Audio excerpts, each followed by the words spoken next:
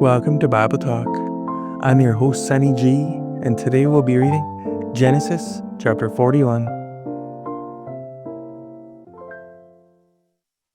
Then it came to pass, at the end of 2 full years, that Pharaoh had a dream, and behold, he stood by the river. Suddenly there came up out of the river 7 cows, fine looking and fat, and they fed in the meadow. Then behold, 7 other cows came up after them out of the river, ugly and gaunt, and stood by the other cows on the bank of the river. And the ugly and gaunt cows ate up the 7 fine-looking and fat cows. So Pharaoh awoke. He slept and dreamt a second time, and suddenly 7 heads of grain came up on one stalk, plump and good. Then behold, 7 thin heads, blighted by the east wind, sprang up after them. And the 7 thin heads devoured the 7 plump and full heads. So Pharaoh awoke, and indeed it was a dream.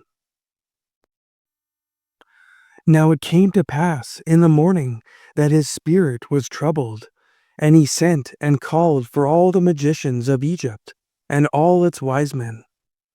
And Pharaoh told them his dreams, but there was no one who could interpret them for Pharaoh. Then the chief butler spoke to Pharaoh, saying, I remember my faults this day, when Pharaoh was angry with his servants, and put me in custody in the house of the captain of the guard, both me and the chief baker. We each had a dream in one night, he and I. Each of us dreamt according to the interpretation of his own dream. Now there was a young Hebrew man with us there, a servant of the captain of the guard. And we told him, and he interpreted our dreams for us. To each man he interpreted according to his own dream. And it came to pass, just as he interpreted for us, so it happened. He restored me to my office, and he hanged him. Then Pharaoh sent and called Joseph, and they brought him quickly out of the dungeon. And he shaved, changed his clothing, and came to Pharaoh. And Pharaoh said to Joseph, I have had a dream, and there is no one who can interpret it. But I have heard it said of you that you can understand a dream to interpret it. So Joseph answered Pharaoh, saying, It is not in me. God will give Pharaoh an answer of peace. Then Pharaoh said to Joseph, Behold, in my dream I stood on the bank of the river. Suddenly 7 cows came up out of the river, fine-looking and fat, and they fed in the meadow. Then behold, 7 other cows came up after them, poor and very ugly and gaunt, such ugliness as I have never seen in all the land of Egypt. And the gaunt and ugly cows ate up the first 7, the fat cows. When they had eaten them up, no one would have known that they had eaten them, for they were just as ugly as at the beginning. So I awoke. Also, I saw in my dream, and suddenly 7 heads came up on one stalk, full and good. Then behold, 7 heads, withered, thin, and blighted by the east wind, sprang up after them.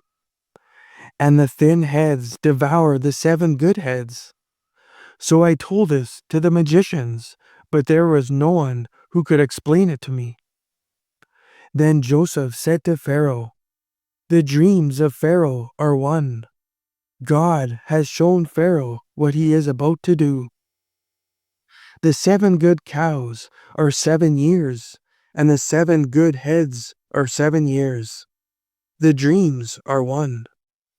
And the 7 thin and ugly cows which came up after them are 7 years, and the 7 empty heads, blighted by the east wind, are 7 years of famine. This is the thing which I have spoken to Pharaoh. God has shown Pharaoh what he is about to do. Indeed, 7 years of great plenty will come throughout all the land of Egypt. But after them, 7 years of famine will arise, and all the plenty will be forgotten in the land of Egypt, and the famine will deplete the land.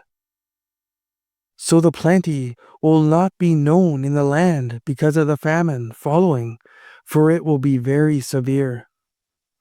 And the dream was repeated to Pharaoh twice, because the thing is established by God, and God will shortly bring it to pass. Now therefore, let Pharaoh select a discerning and wise man, and set him over the land of Egypt. Let Pharaoh do this, and let him appoint officers over the land to collect 1/5 of the produce of the land of Egypt in the 7 plentiful years. And let them gather all the food of those good years that are coming, and store up grain under the authority of Pharaoh, and let them keep food in the cities.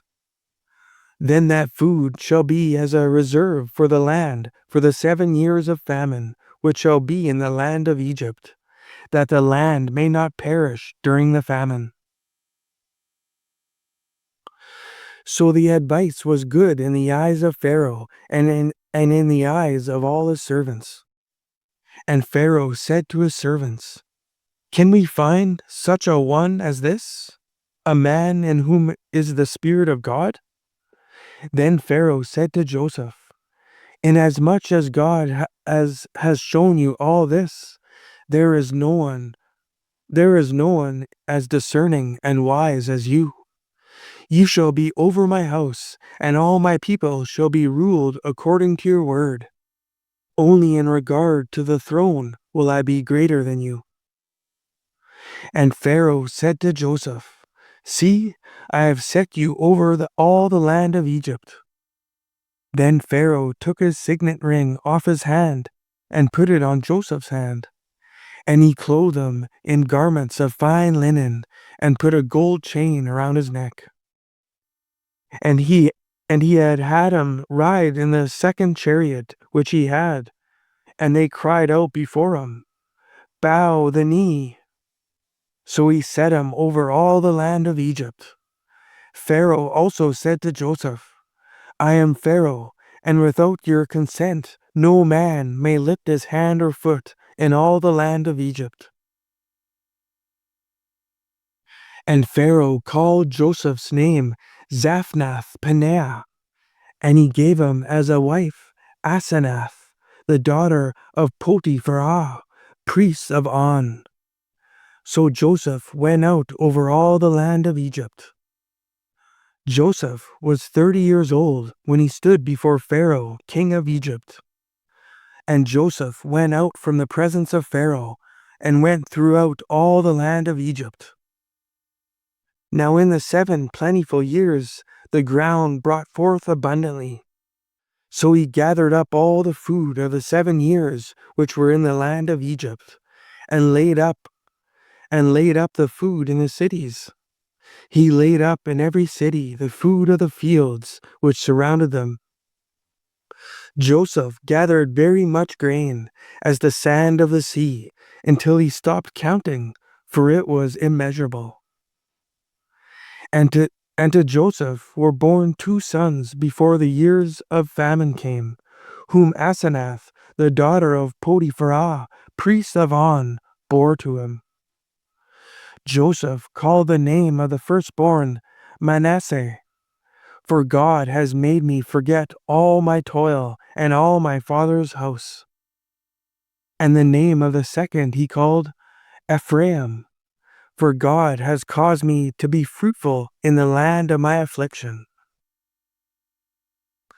Then the 7 years of plenty which were in the land of Egypt ended, and the 7 years of famine began to come, as Joseph had said.